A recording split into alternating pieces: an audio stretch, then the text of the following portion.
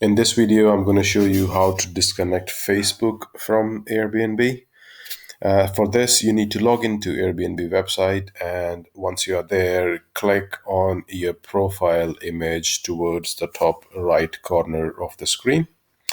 When you left click on your profile image, click on account. Once you are on the accounts page, click on the second box, which is login and security. On the login and security page, you will see the second section, which is for social accounts. And that's where you will see your connections to Facebook and Google account.